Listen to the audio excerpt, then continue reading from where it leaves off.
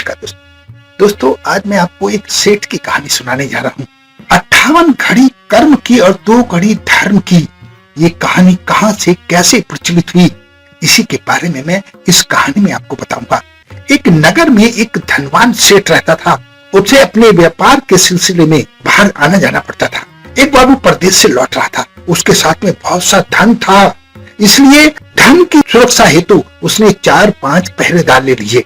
जब वो अपने नगर के नजदीक पहुंच गया तो उसने सोचा कि अब किस बात का डर है, और उसने पहरेदारों को वहीं से विदा करने का निश्चय किया, क्योंकि उसके मन में यह आया कि अगर पहरेदारों को घर लेकर जाऊंगा तो इन्हें खाना भी खिलाना पड़ेगा। सेठ लालची था, इसलिए पहरेदारों को गांव के नजदीक से ही उसने विदा कर दिया। अब कुछ ही कदम आगे बढ़ा था कि अचानक डाकुओं ने उस पर हमला कर दिया। डाकुओं को देखकर सेठ घबरा गया, उसका कलेजा हाथ में आ गया। उसे इस बात का बिल्कुल अंदेशा नहीं था, अदरवाइज वो पहरेदारों को छोड़ता ही नहीं। उसके मन में आया कि अब तो बिना मौत मरना पड़ेगा। डाकू सेठ का धन आदि कीमती उपहार लूटने लगे।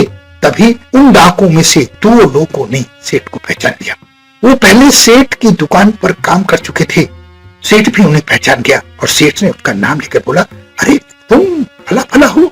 अपना नाम सुनते ही जब सेठ को देखने लगे तो उन्होंने सेठ से कहा, हाँ सेठ जी, हम वही हैं जो आपके यहाँ पहले नौकरी करते थे। हमने आपका नमक खाया है, इसलिए हमें यह लगता है कि आपको लूटना ठीक नहीं है। और उन दोनों ने अपने बाकी साथियों से कहा, इन्हें मत लूटो भाई, ये हमारे पुराने सेठ जी हैं।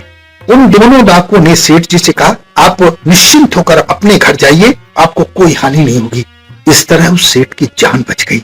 दोस्तों, अगर 2 घड़ी भी अच्छे काम किए जाएं, धर्म के काम किए जाएं, तो विश्वास जानिए बाकी 58 घड़ियों का दुष्प्रभाव कम हो जाता है।